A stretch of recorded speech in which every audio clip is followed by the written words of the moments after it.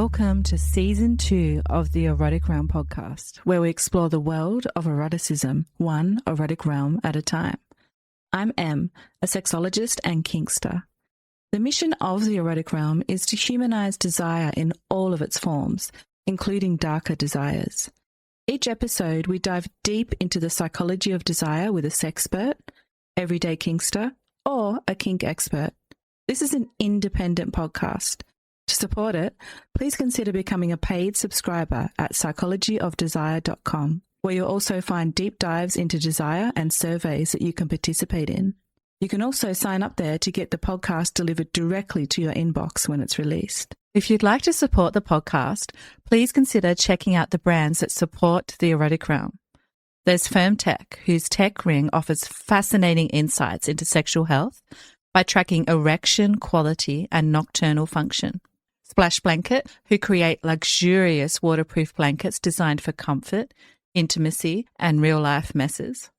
ProDX Health, who offer discreet, at-home STI testing. While Karoo and Lovents make premium pleasure technology, from couple toys to long-distance interactive devices. Then there's Lioness, who are doing something truly unique in sex tech, using biofeedback and orgasm data to help people better understand their arousal. I'm also partnering with Flow and Desire, science-backed libido support supplements designed to support sexual vitality and well-being. These are brands that I find genuinely interesting, science-backed, and I've used them myself, so they come with my recommendation. You can find the links to all of them in the episode description. If you try them, use the links below. It supports the show at no extra cost to you. And now, back to today's conversation. The following conversation explores women's desire, submission, shibari, erotic permission, sexual self-discovery, and what it means to become more fully yourself. My guest today is Julieta Chiara, a sex therapist, shibari practitioner, educator, and someone whose own journey from growing up in a sex-positive Latino family to rebuilding her life after divorce in Barcelona has profoundly shaped the way that she understands desire. Together we explore why so many people, particularly women, struggle to give themselves permission to want what they truly want, and how submission can become a source of agency rather than weakness, and what years of studying Shibari in Japan taught her about presence and pain, and why our relationship with sex often reflects the way we move through every part of our life. If you've ever wondered whether your desires deserve more curiosity than judgment, this is the conversation for you. Enjoy. Hi everyone, and welcome to the Erotic Realm. Today I'm looking forward to exploring the erotic realm of Julieta. Welcome, Julieta. Thank you so much for having me. Thank you for being here. So let's just start with you as a person first and foremost. What does your day-to-day life look like at the moment? What are you getting up to? Well, I love this question for us spicy people, right? Because people probably think we live our day-to-day lives like full-time in a dungeon, always wearing leather. But, it's sweeter than that. So my day-to-day is waking up, doing some EFT tapping, maybe a meditation, playing with my cat, going to the gym, working on our businesses. And I particularly love cooking in between, experimenting with a little bit of art here and there. And honestly, I love what I do and I love what it brings me. So I usually tie myself up pretty regularly, but as a somatic therapeutic way. That's a little bit of a day in the life. Beautiful. Sounds amazing. So you mentioned a little bit about what it is that you do. Can you take us into your work and what offerings you have in the world? Yeah, absolutely. So I have been in the adult space in some way, shape, or form for about 10 years now. But what I focus on right now is guiding women to explore kinky submission. Since it's an interesting one for women to get into, there's not a lot of guidance. And on the flip side, I'm also a professional shibari rigger and instructor, trained by Hajime Kinoko in Japan underneath the Ichinawa Kai lineage. So even though I'm a bona fide submissive, the only space where I take more of a top and or dom role would be in ropes. Okay. So can you take us into your sexuality a little bit? How do you identify in terms of your sexuality and your kink identities? Yeah, absolutely. So, wow. I was thinking about it because you had some questions before coming on, and I had a little bit of time to reflect on my sexual journey. And I thought, wow, it's all the same, but also different, right? I think, one, just the most basic, I am bisexual. I've always been a very sexual human being. I've been so lucky that I came from a sex positive family. And so I started exploring my sexuality from quite a young age and was able to do that with a lot of freedom since I didn't have family, religion, culture holding me back in terms of that. And now that I have the tools and the education that I have around kink, it's very clear to me that I think I've always been a kinky human being. Like I tell some people that submission is my sexual identity. I think I didn't have words for it for a really long time. It's not something that I do just for fun. It is who I am. It is my preference. It is what I need to feel good and get off. And so I am a kinky submissive. And I would say that my submissive flavor profile, aside from rope probably being the more physical one that I go to, I'm more of a psychological kink kind of girl.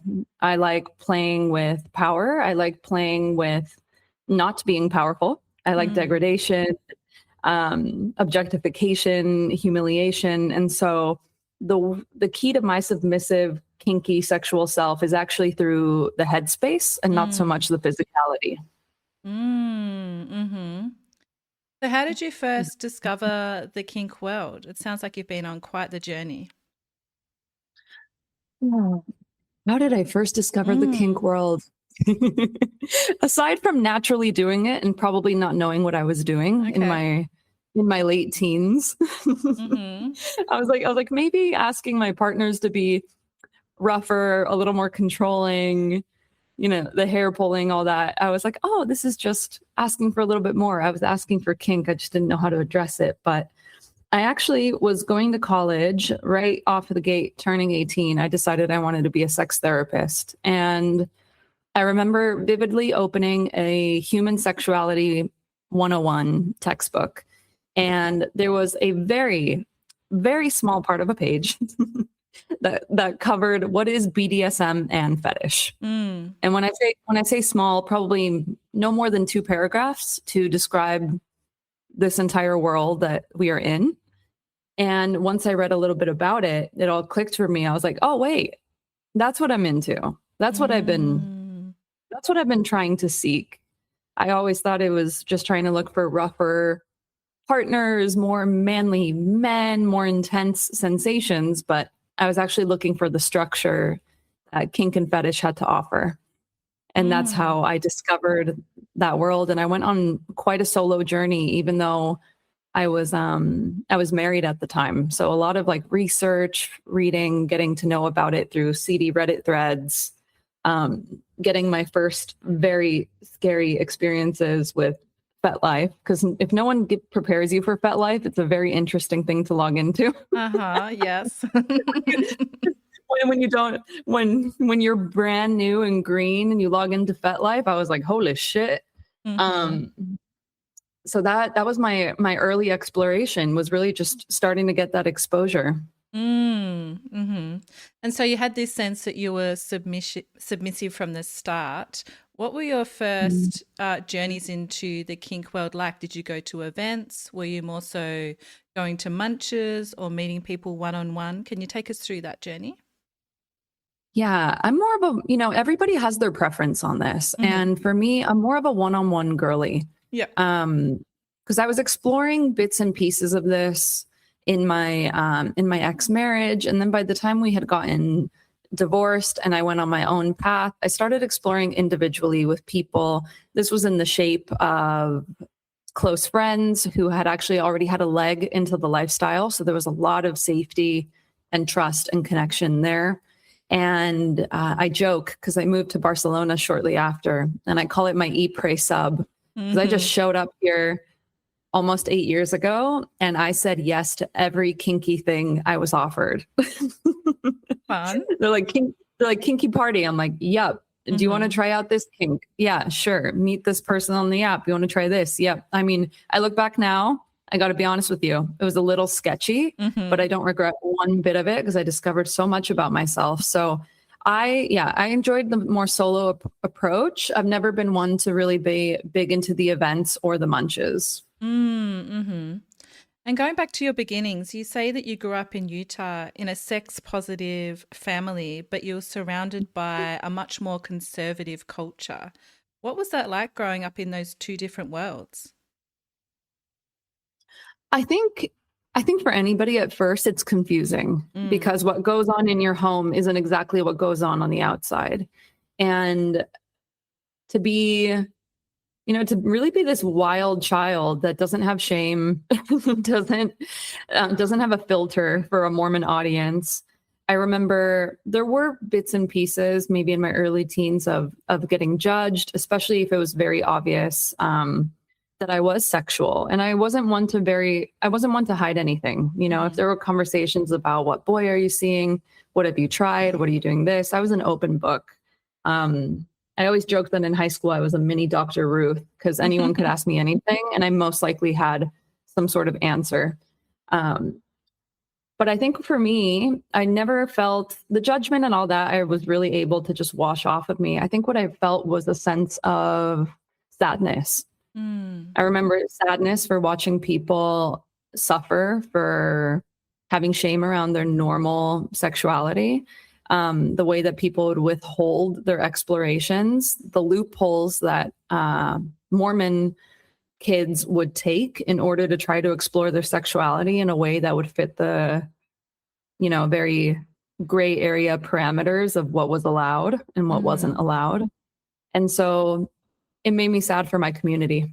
It really, really did. But I felt very honored to be able to help people who would come to me and ask for help or advice, even if it was in the context of saying, please don't tell anybody, or can you meet somewhere secret for me to ask you this? I love the idea of being a nerdy kind of Dr. Ruth in high school. That's so cute. Super, maybe once, twice a month, driving the most Mormon girl you have ever met, who was honestly kind of mean on the outside, to Planned Parenthood because they needed birth control or to get tested, after, the front was a facade, but deep down, they were human. They were like us. They needed help. Yeah.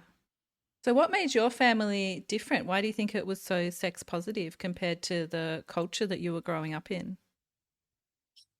I think a few things. So one, my parents are Argentinian and they're immigrants. And so Argentina does not, and they're also not religious. None of my family is religious. And the only reason we ended up in Utah is we had cousins who had lived there. My cousins are Mormon and they had sponsored my parents to come to America. But my parents weren't religious. My parents were extremely young, and Argentina, for the most part, has a very open sexual culture. It's not as taboo as it would have been maybe back in the day. So just from that, it was very normal. I think I knew what sex was by the time I was 4 or 5. Like, it was explained to me. I had it locked down. I was very clear on my own body parts. It also helped that we just had a naked family, like I was like, my memories are of my parents just walking around butt naked, like none of it. And we're 3 girls. And so my parents are divorced. So we were a house of my mom, 3 girls, all of us just butt naked at all times. There was nothing off the table. And so when you're normalized like that, it's hard for other people's opinions on your sexuality or what they think is right to penetrate you because you already feel so safe in your own belief, So from your experience, do you think that's one of the ways that we can combat the sexual shame that we see in so many people, just normalizing sexuality from a younger age? Absolutely. Mm-hmm. Absolutely, right? Because I think a lot of people I meet with sexual shame, they can always trace back a few distinct memories from their childhood, Mm. which is usually their parents being like, "Oh, we don't talk about that," or Mm. don't put your hand here," or having weird code names for genitals or normal Mm-hmm. sensations, or you need to put clothing on, or you're young and saying like your skirt is too short. Mm-hmm. It's your parents are the first ones to really expose you to that. And of course, there is the culture as well. But yeah, when you start from young and from home, you can really make an impact. Yeah, thank you for sharing that. It's really powerful to hear your experience and the impact that it's had on you. Mm. I think. So, a tradition on the podcast is exploring a quote with you. And today I wanted to bring in a quote from Joseph Campbell, who was an American comparative mythologist. So, he once wrote, "The cave you fear to enter holds the treasure you seek." So, Campbell Mhm. spent much of his life exploring transformation. And this quote makes me think of desire and the journey a lot of us have with our desire. And that Mm. sometimes the things we're most curious about are also the things we're most afraid to explore. So, Mhm. when you hear that quote, what comes up for you? Have you had that experience in your own desire journey, or do you perhaps see it in a lot of people that you work with? I think it happens to every single person I know, work with, and including myself. Mm-hmm. If you wouldn't have given context for who this person was, I would have thought they were a kink educator, Mm-hmm. um, yeah, usually the parts of us or the kinks or the desires that we reject, or maybe the things at face value that you kink shame. I always say, if you're quick to kink shame something, there's probably something there for you, believe it or not. Mm-hmm. Mm-hmm. Has that happened to you with a specific kink that you can recall? One where you were just like, I'm definitely not into that, and that's changed? Absolutely. So there's some early ones and there's some recent ones. I Mm-hmm. would say the earliest ones would probably be objectification. Mm. So this would be in my particular desire palette, that would be being treated like an object, being treated like a toy, something to be used. And that was a hard one for me, especially as a very young, independent, powerful woman that was really raised to be on top of things, boss babe, everyone must respect me, bark at someone on the streets if they disrespect you. But there was this weird pull to Mm. want to be the absolute opposite. And so I remember getting really triggered when I used to see that, hear about it. And I think more the trigger was like my mind saying one thing, but my body is saying another. Like Mm. my body's turned on, but my brain's saying, no, we're a feminist. You can't. Mm-hmm. why do you why do you want to be disrespected? And then come to find out that, yeah, that was a huge space of exploration for me, because it's really nice to put your humanness down for a little bit. Mm. It's really nice to not be powerful sometimes. It's really nice to be cared for and loved for, like an object, and to be used for pleasure, all that good stuff. And I Mm. think maybe one of the more recent ones in the past couple years is being a little. So having a little kink. And this wasn't from a place of judgment, but I just remember being like, oh, I don't think this one is for me. And I never put much thought to it. But I was with a partner who brought out a softness in me, and I watched Mm. myself get soft, and I watched myself want to become a little bit more playful. And I found elements of myself that I thought, oh, damn, I think there are elements of being a little that are interesting to me. But again, I could see so easily why I would reject them, thinking, well, I'm an adult woman. I don't want to go back to being childish or any of these things. But there's so much beauty in being a little. So it's Mm. something to continue being discovered. Yeah, it's a never ending journey, which is one of the most exciting parts about exploring your desire, right? Mm-hmm. Yeah, absolutely. So you mentioned that as a feminist, you found it hard to submit or admit to yourself that you enjoyed objectification. And it's my understanding that you work a lot with women that want to explore their submissive side. Is that one of the most common uh, barriers to exploring submission that you see in women? Because it's one of the most common themes that's come up in this podcast for women. just talking about their journey and saying that they came up against this barrier where they were told by society that to be a good feminist is to always be in control and to never submit to a man, and yet they found themselves wanting that in the bedroom. So is that one of the most common issues that you work with? Absolutely. I think that comes up for everybody. And I would also say that on the flip side, the same issue comes up for dominant men. I see it in my work all the time, because when we're playing in kinks, we're playing in a lot of contradictions, and we're also playing in these hypercharged states of society. Like these are things, dominance and submission are not new concepts. We're just playing with them in a very interesting, deliberate and literal concentration. And so whether it be the powerful woman that wants to be submissive but has been taught not to, or now the man that wants to step into dominance but they've been taught to be soft, respectful and caring, like these are some huge contradictions that can bring a ton of friction. And there's a weird dissonance sometimes between your desire and the actual practicality of getting there, and seeing all your conditioning sort of get in the way. So what would you say to a woman that might be listening who is a feminist and wants to submit, or a man that has been told that they should always respect women and never hurt a woman, and yet they have these dominant desires? I like to say two things. So there's the practical and the felt. The felt is that this is a slow process. This is not a process to be rushed. If this is a process that is rushed, it is rarely going to be embodied and actually enjoyed. And it might actually affirm some of your fears. And so it is something to slowly step into. But on the practical, logical level, I always tell people the core difference between what makes this right or wrong is just consent.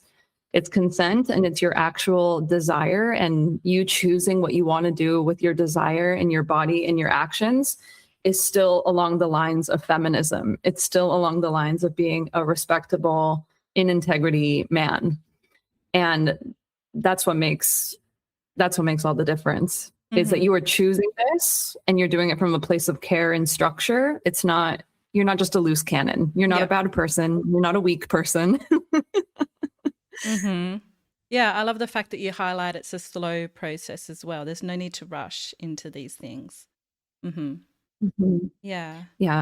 I that always, I don't know if you've seen this in your podcast or in your work, but that typically tends to be the story is women. I work mostly with women. They'll come to me and they say, "Hey, I tried it, but I didn't like it." So you dig deeper into it. It's like, what did you try? Oh, you just tried, your partner just tried fully restraining you in the bedroom out of nowhere, with no safe words, no communication, no easing into it. And of course you panicked. Yeah, it's about building up safety and going slowly into these desires. Yeah. Yeah, I think people take out, no matter what you do, is there's still an element of trust and safety that needs to be built into it. Yeah. So it's the exact same thing like normal sexual desire. Like you're probably not going to come in the first 4 minutes. It's probably going to be a slower process to build your arousal. Yeah, great advice. Thank you.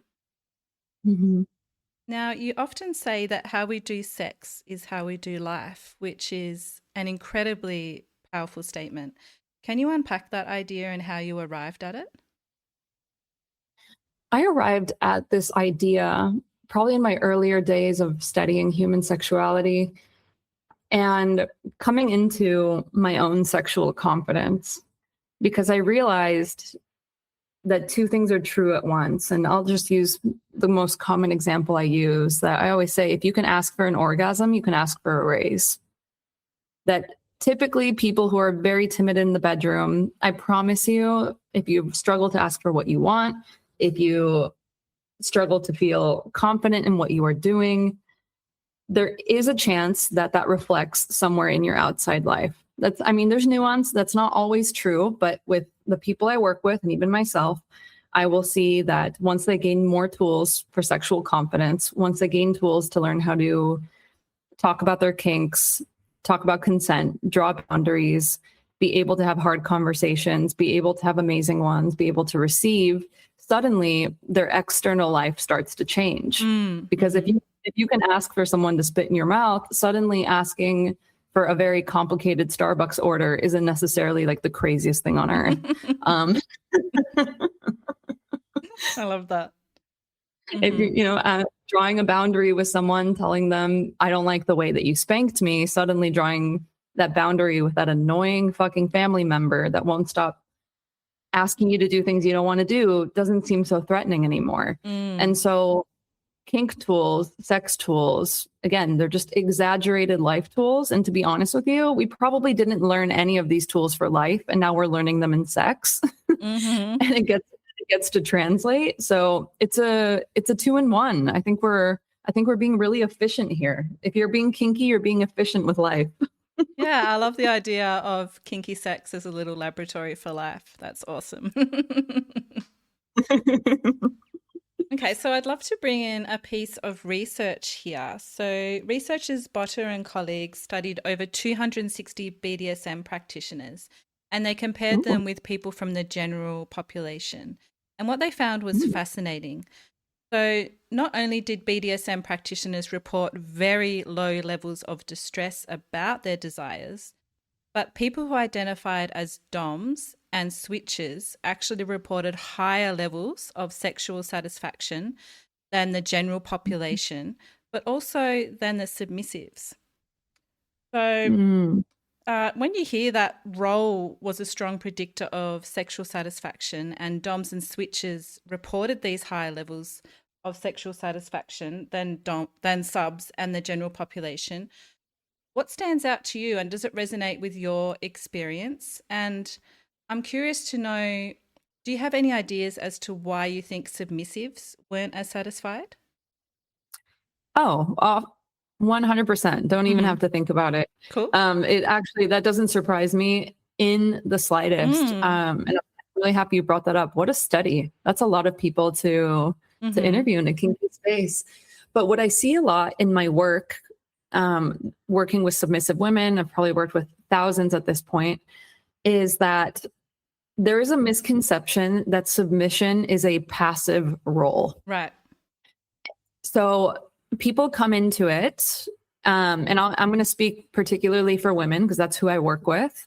And what I see a lot in my work, and I've seen it with myself, so I want to make it so clear that I'm calling myself out on this, right? And I call these the submissive contradictions. And so this is basically, you want someone to dom you, but you act like it's an Amazon order that's just going to show up. You're like, okay, well, I say I want to dom, like where are they? How come they haven't come to just dom me? The person comes to dom you. Why can't they dom me the way I like? I'm supposed to be submissive. Like, why don't they just know what to do? And so what I see is that submissives, to the untrained submissive, in the sense of the uneducated submissive, thinks that their role is passive. And when we are passive in our desires, passive in our sexuality, honestly, like the general public who tends to be very passive, you don't get your desires met. You don't actually pursue what you want. You don't tell people what you want. And so when people get this wrong, of course, they're going to be very disappointed in their submissive roles. They're going to say, wow, no one's meeting my needs. I'm not meeting the right people. But 90% of the time when I hear people complain about their submissive experience, they are most likely being passive in some way, shape, or form. So they're not seeking connection. They're not actually good communicators. They're not expressing their desires. And they're really forgetting their role in what we are doing here, which is a power exchange. We are exchanging power. One person is not just exerting it. You are playing with both of your power and you are handing it off, which means that you have a responsibility to vouch for your power. You have a responsibility to explain your power and your desires. And you also have the responsibility to hold someone else's, just in a very different way. So yeah, it doesn't surprise me whatsoever. The best submissives always realize that, yeah, it actually takes a little more work than just sitting there and saying you're submissive. Beautifully said. Thank you so much.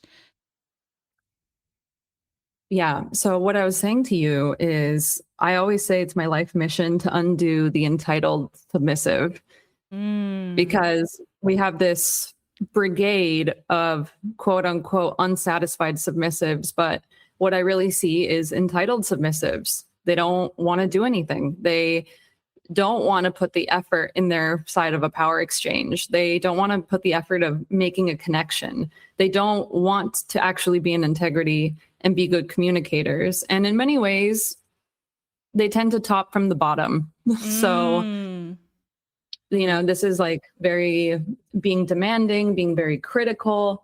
And I've seen in actually interesting circumstances, I'm wondering if you've seen this yourself, but I've seen an unconsensual objectification of dominance, of just thinking, like they're these like kink dispensing machines. They should just know what to do, that they, you erase their humanness and the fact that, yes, they're doms. Yes, they can lead you if you fucking let them. If you actually let them try to lead you, and that they have emotions, hangups, fears, just like you. And so, yeah, if we're pulling the submissive starfish, we can't really complain when we're unsatisfied. The submissive starfish. Okay, there's a lot to unpack there.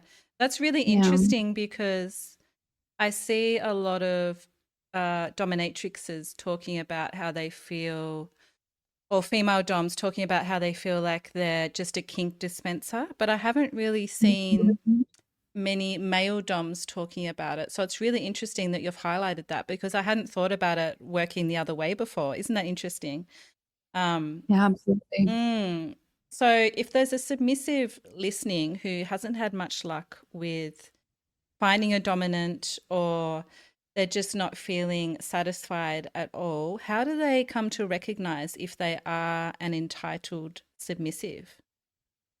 Well, I always like to say, I'm like, okay, so as a sub, this is a whole other tangent, but I always say you have to be your own best dom first.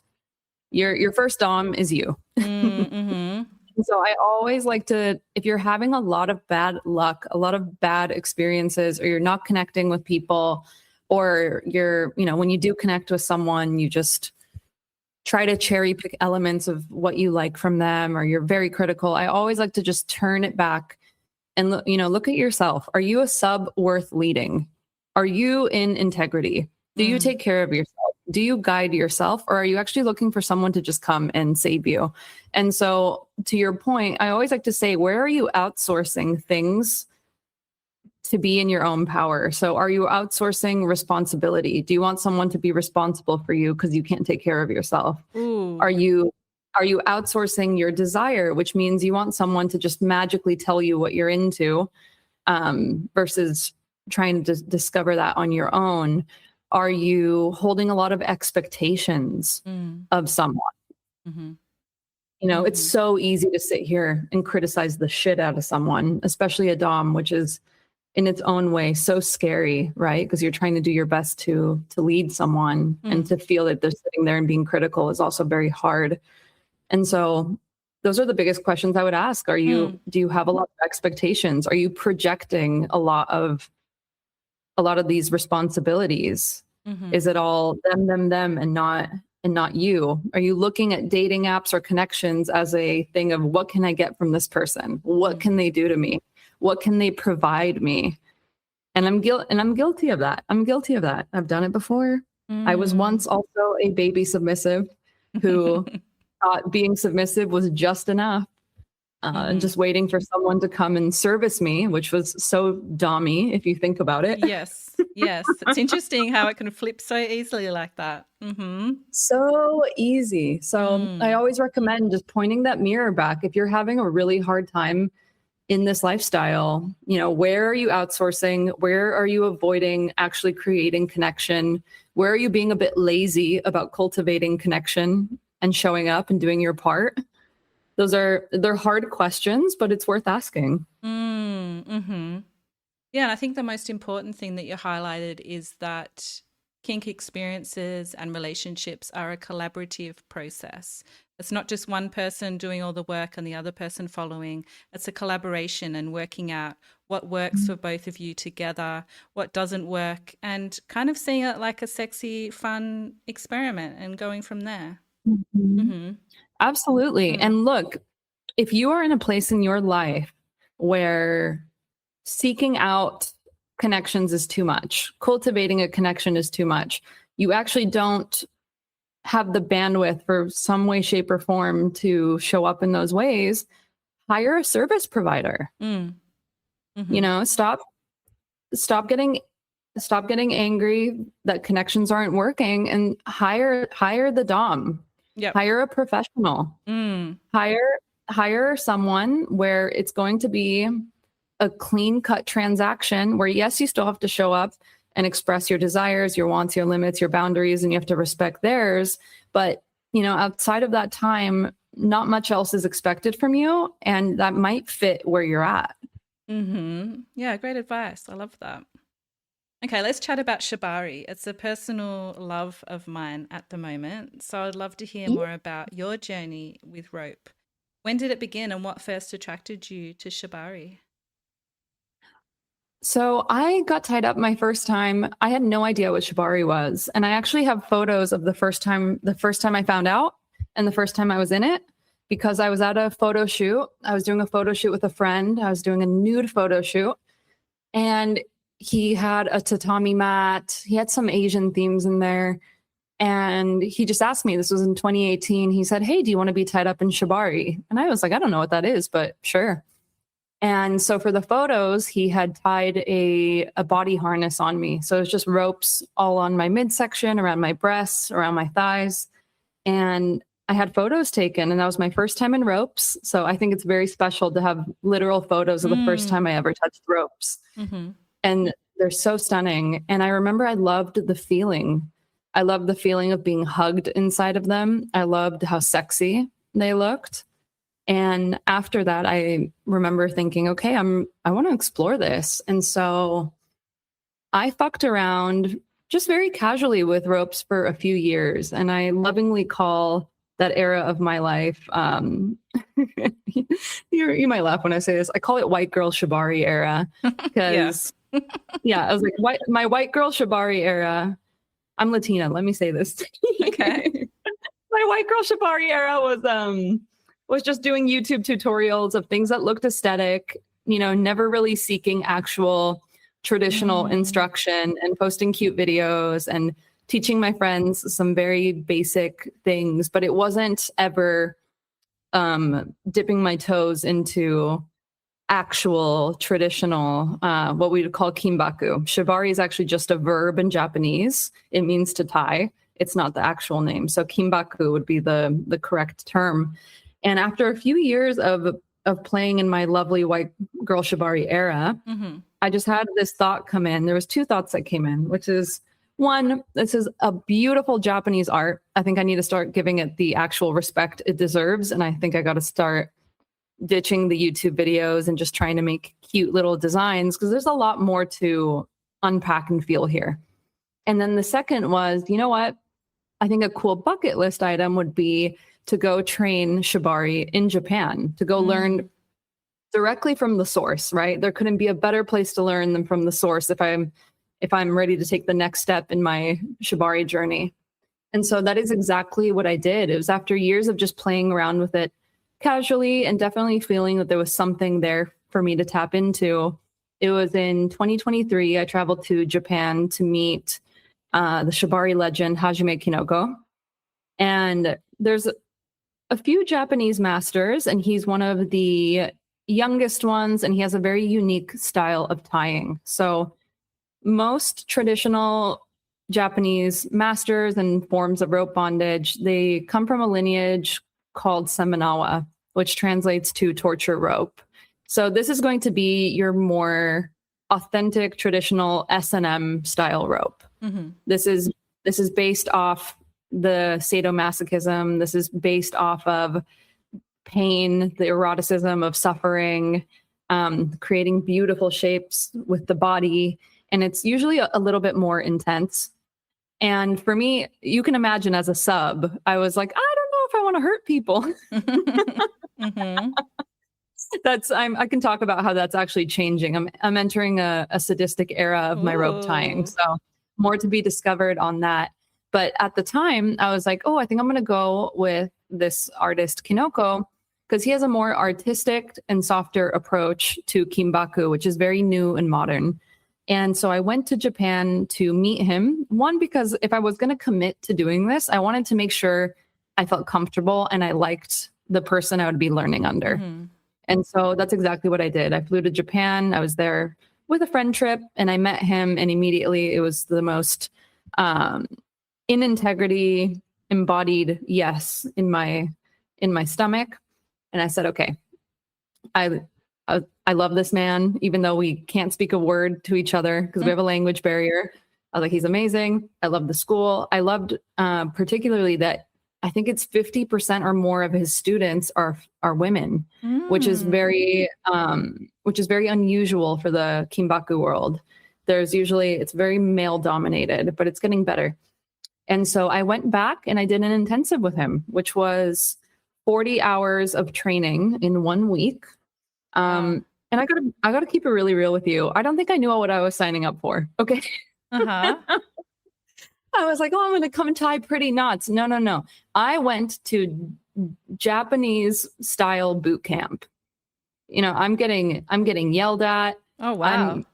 I'm being made to do things over and over again. I'm being given that beautiful face of Japanese disappointment from a master. Like, I'm getting my ass kicked in this training, and it's rigorous, right? Someone is giving you their style. Someone is giving you their life learnings. And so they're passing it on to you. And in Japan, that's a really fucking big deal. And so they're not going to let you fuck it up. And so I did this rigorous training. And through that training and getting certified and getting a license, I realized, okay, what started off as something for fun, what started off as something for a bucket list has actually turned into what I would want to be my life's work, something I have a lot of reverence for. And of course, once I switched from YouTube videos to tying with a master, I finally got to see the power of the ropes, the somatic power, the connection, the embodiment, what happens when you completely restrict someone, when you contain someone, the emotional ride that comes with those ropes. It's not just designs. It's not just something that looks nice on photos. It's a very intense experience. And I feel very grateful to hold people through that. But that's a really long-winded explanation of my journey into Shibari. I went from 0 to 100 and now I'm committed. I'm in. I loved every second of it. I'm so curious. It sounds like an incredible experience, that 40 hours in 1 week training. You said that you entered it curious about rope and then you finished the week knowing that it was part of your life's work, which is such a big transformation. Was there a particular moment during the week where that light bulb went off, or was it more a gradual unfolding process that happened to get you from that A to B? I don't think it was gradual. There's a few moments I can think of in my head that are coming up that felt very immediate, which was one, this doesn't just go for Kimbaku, Shibari. This goes for anybody who has trained under any type of Asian art, Asian lineage. You're going to see this commitment to perfection, this commitment to detail, this seriousness around what it is, right? It doesn't matter if it's karate, they're so committed, and feeling this man's energy and the art that he was creating and how badly he wanted me to do it right and how much he cared, and what he was giving to me, it solidified something very concrete in me. But I'll never forget that on Tuesday nights, they have the school. So that's where all the students come to learn. That's where all the instructors are there. And to watch a room of probably 30 people doing the most beautiful variations of this man's style, and to see how serious they were, to see the precision, the artistry, to see the rope bunnies, the experiences that they were having, I just realized, I was like, okay, This is way more than just tying something beautiful. In a very dramatic way, you have someone's life in your hands. Like this is rope bondage is one of the most dangerous kinks you can do, by the way. Like I think number one is anything to do with breath. And then number two comes rope bondage. It's very dangerous. There's a lot of physical practicalities to think about. And so the minute I tie someone, their life is in my hands. And it's a big responsibility to take on. And so having that, suspending people, being in this training and realizing everything I was responsible for, whether it be the person's safety, my own safety, the lineage, the art, whatever it may be, I was like, okay, this is not casual and I need to take this very seriously. Oh, what a profound experience. Thank you for taking us into that. Now, earlier you mentioned that you're entering a new era with your rope and it's a sadistic one. What's changing and why do you think that's happening now? Oh, man. So, well, one, I want to just mention to whoever listening that rope bondage does not need to be painful. I am a huge stand for this. I've built most of my online Shibari career off showing people how to enter ropes in a more gentle way, to create your own experiences, a lot of self-tying and doing it from a more embodied somatic way. But the roots of Kimbaku have always been from a place of sadism and masochism. And for good reason, because when we explore pain, there's a lot of play and interesting experiences to be had there. The reason in kink we play in some of these painful intensities is because we get to access new parts of ourselves through pain. And so what I found is, at first being a sub and also being someone who wasn't particularly into pain myself, it was maybe a little bit of what doms go through. I would get nervous inflicting pain on someone, which if you are going into Shibari and if you start doing suspensions, getting off the ground, there will be pain. There will be discomfort. It's supposed to be uncomfortable. It was always meant to be uncomfortable. And so you will inflict some sort of discomfort or pain on someone. And that was really hard for me to psychologically deal with because we're taught all our lives to not hurt people, right?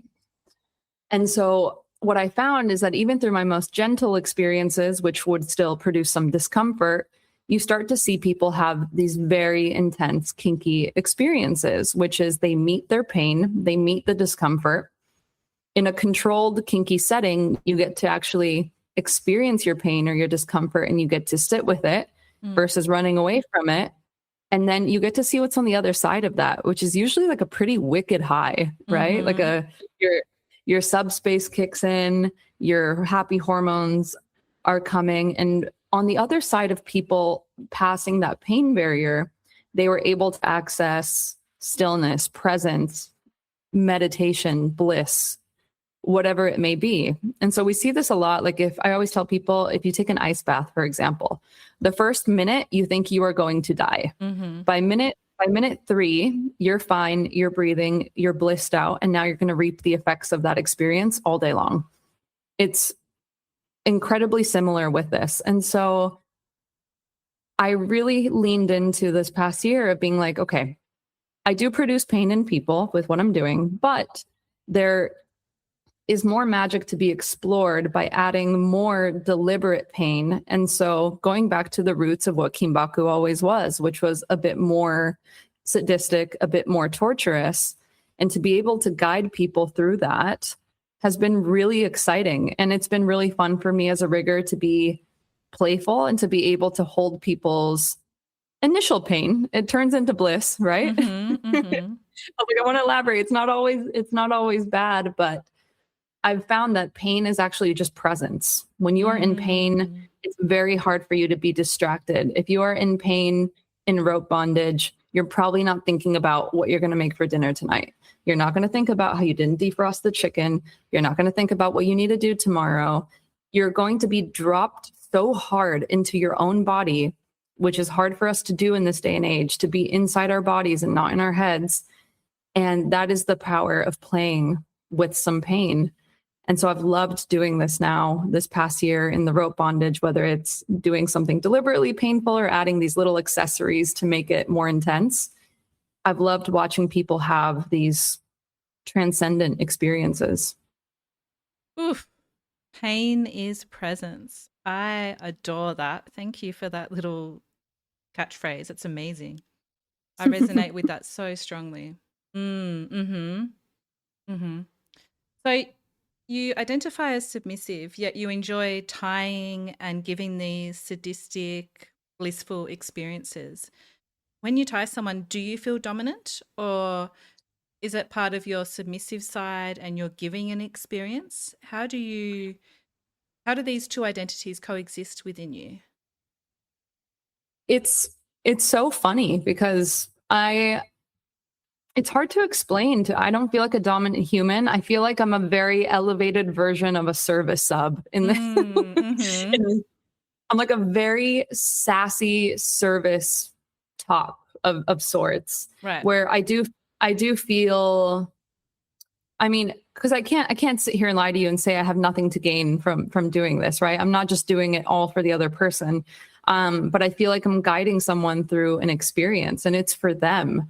And I have my responsibilities to take on, but yeah, none of it feels dommy to me, but it does feel fun. It feels like play. It feels like connection. It feels like friendship. And so I'm open to that changing, but to be honest with you, right now, it feels like a little bit of a gray area, because I could say it is service subby to me, but yeah, there are these like hints and flavors of what would be, I guess, dictionary form dominance that are coming out. So I'm always open to a surprise. Yeah. So how do you feel after you tie someone and you take them through one of these transformative experiences where they experience pain as presence and this beautiful subspace, and say the tie has finished and you've gone your separate ways? How do you normally feel? Well, to be honest with you, fucking exhausted. Yep. Okay. Like, I think aside from the energetic, because, there's sub drop, there's also dom drop. And I would consider myself to be having a form of dom drop after this, because I am in control. But these experiences, they're also just generally physically tiring. I wear an Oura ring, which counts your calories, your sleep, your exercise. And after I have a suspension session with someone, I've burnt anywhere from 700 to 900 calories. Wow. Okay. It is a physical workout. I'm sweating the entire time. I'm deadlifting someone's limp body, for lack of better terms, if I had to describe it in a very unartistic way.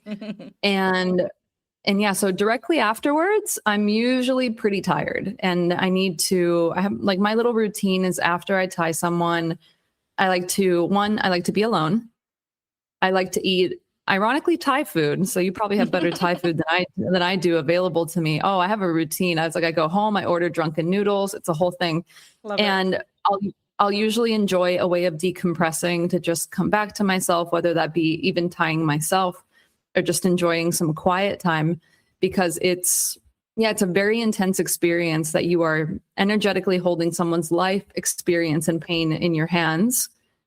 And then the physicality of literally throwing them around in the air. But afterwards, it's just very rewarding. It's very rewarding. I was actually speaking with a friend who we did probably the most intense session I've ever done in my entire life. I have the whole thing filmed, and she has given me permission to share bits and pieces of that on Instagram and talk to our experience. But I think I rode a high from that experience for probably the next week to come, because it was so beautiful. Because you don't have that.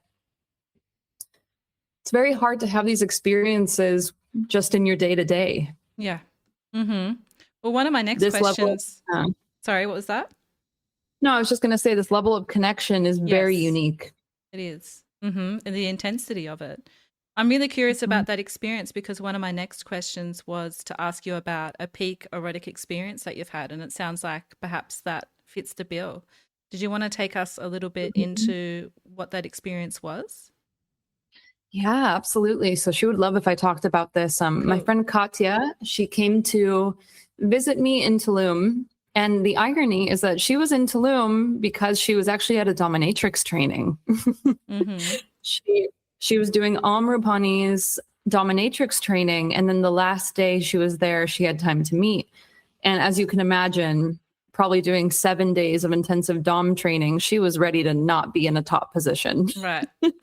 She's like, I would love to experience your ropes. I would love to just fully surrender.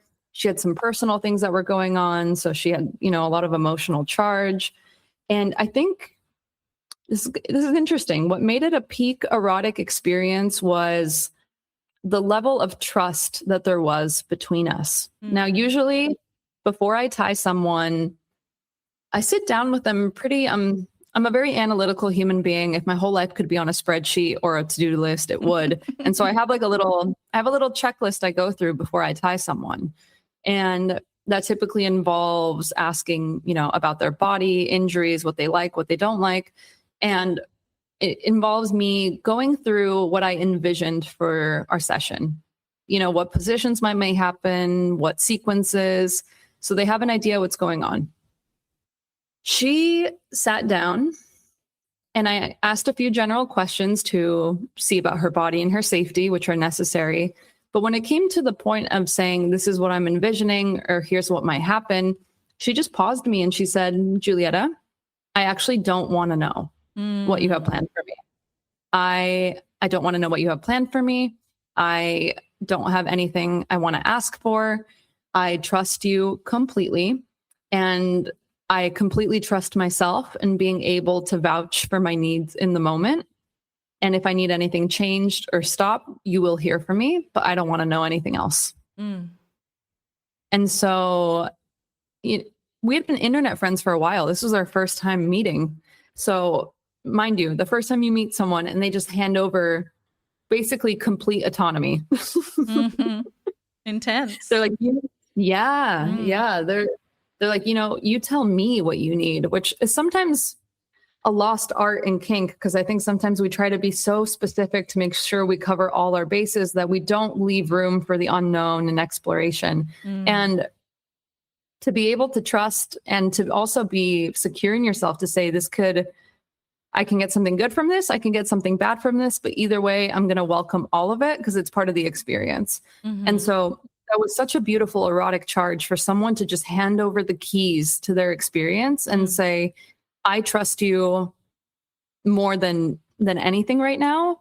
Like, let's do this. Like, we're going into the void together. Right. And so we start tying and I'm taking her through a suspension sequence. And we had decided on our consent system to be our traffic light system. And as we're tying, it's getting pretty intense. And my job as a rigger is also to watch your body language. I'm very attuned to people's bodies. I know the signs when they are struggling. I know the signs when they are doing good. I watch breathing. So I'm doing a lot of tasks at once. I feel like a Hindu god sometimes with all the hands, right? And we get to a part of the suspension sequence that's fucking intense. And she finally, I was watching her body start to struggle and I was amazed she wasn't calling any type of word. And finally she drops a yellow, which means to slow down or I'm about to reach a limit. But in Shibari world, once you're suspended in the particular position we were in, a yellow is about to become a red in about 2 seconds. So I'm already bringing her down to the ground. And the moment I get her fully to the ground, she's on her knees, I'm right behind her, she bursts into tears. I'm talking just so much crying, so many tears, but then alternates between bawling her eyes out and hysterically laughing and back to bawling her eyes out and then hysterically laughing. And then we have the most beautiful experience of untying her, and her body is having its own somatic process. She's shaking, she's quivering, she's in bliss, she's in pain, who knows? But it's not my job to dictate someone's experience. I'm just there to hold the space. And once we were done, she said it was one of the most transformative experiences she ever had. And it was for me too. I've never watched someone release that way. I've never felt so in tune to them. I always say that experience felt like in the movie Avatar when they connect tails with their animal. Do you remember that? They're like, they become one. So that's what that experience felt like. I felt like I could feel her nervous system. I felt like I could feel her experience, but I wasn't there to change it. or to try to get in the way of it. I was just there to hold whatever came up, and it was super beautiful and super intense. Oof. Yeah, I actually got goosebumps when you were talking about how connected you felt and her alternating between sobbing and laughing hysterically. It sounds like such an incredible release. I'm a little bit envious. It sounds amazing. Oof. Okay, Yeah, and that was recent. That was a recent experience. yeah, it was a couple months ago, but that was the erotic charge, right? It's like I could have never predicted this experience. Right. I could have never planned this experience. And so what happens when two people have full trust in each other and they're willing to go into the unknown and to just stay connected while doing it? It was fucking incredible. Yeah, sounds delicious. Yes, please. Okay, so that's something from your recent past. What about the future for you? What's something in your erotic future that you're looking forward to experiencing? We've heard a little bit about your new sadistic adventures in rope. Is there something else that's happening for you or that's on the list to tick off? So it's interesting. I think for me, a big thing that keeps coming up is I actually want to expand on my experience as a rope bunny. So that's being in the ropes, experiencing more suspension. And it's from two angles, right? It's one, also getting envious and jealous of the experiences I give people. I'm like, God damn, like I want to have that. Yeah, I bet. Mm-hmm. I'm like, I want to be on the side of that. And then also, as a practitioner, there's a lot to be learned from switching spots and being able to have the firsthand experience of how things feel. And it helps me become a better rigger as well. And so, yeah, my next era here is to actually be one inside of the ropes equally as much as the one tying. So I'm excited to see literally what the ropes push out of me, because I feel like the ropes just push out whatever needs to come out. And there's no, in my experience, I still have not had a more powerful modality. And does this era that you're entering have a name already? I've noticed that you enjoy naming them, so I'm curious.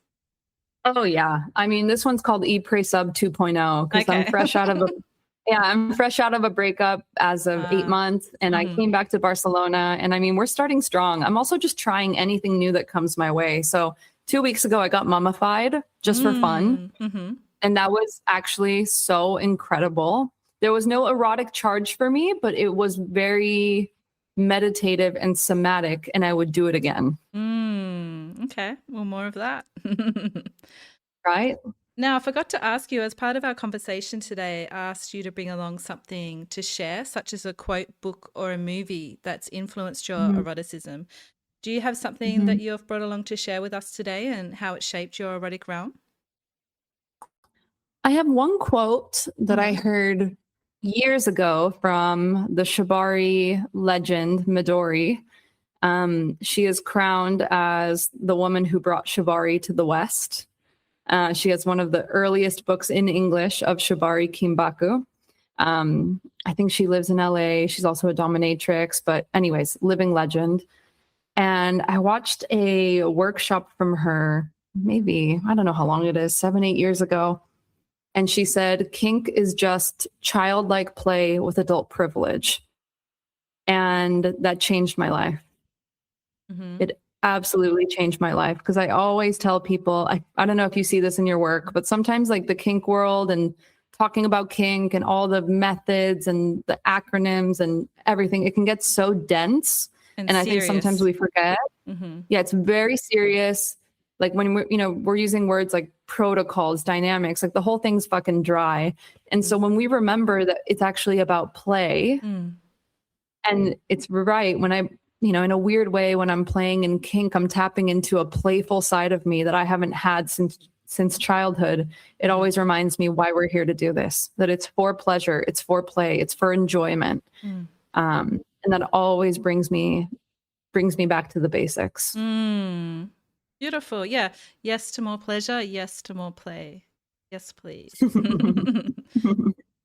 So say there's someone listening who doesn't feel very playful or a lot of pleasure in their life, and they're feeling bored or disconnected or afraid to explore their desires.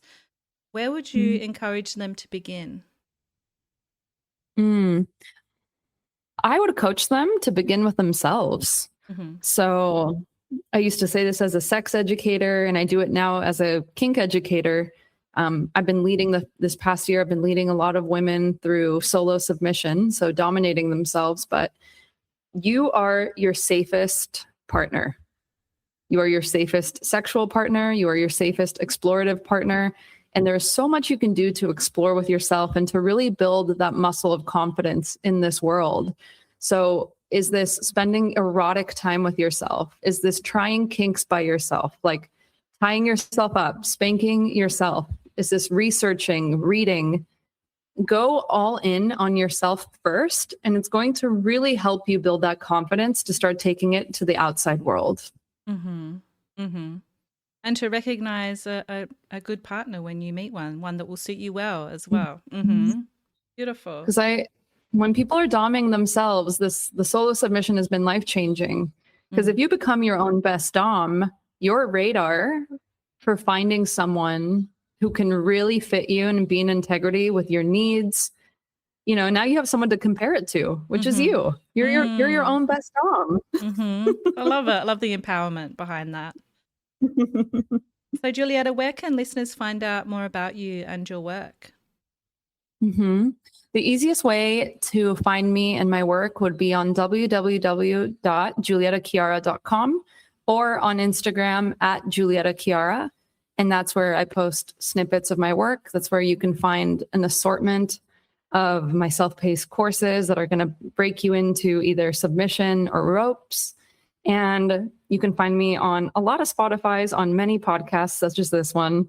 So we can just vibe and you can get a feel of what we're here to do in this style of submission and rope. Wonderful. And finally, if you had to describe your erotic self in one word right now, and one word only, what would it be and why? I think feral, because I do what I want and I don't apologize for it. I love it. That's the first feral we've had on the podcast. Well, Julieta, thank you for sharing your story. And what I love about this conversation is that it's really about permission to be curious, to take up space, to want more from life, from desire, and permission to be your own dom. And your journey shows that erotic exploration isn't simply about kink or rope or submission. It's about becoming more fully who you are. So thank you for taking us into your erotic realm today. Thank you so much for having me, and thank you for listening. Thanks again. I'm Em, and this has been the Erotic Realm Podcast. Thank you for listening to this episode of the Erotic Realm Podcast. This is an independent podcast. If you want to see more episodes made, you can support it at psychologyofdesire.com by becoming a paid subscriber and entering the realm with many other supporters. The mission of the Erotic Realm is to humanize kink and desire in all of its forms. And we can't do that without you. Until the next time, stay perverted.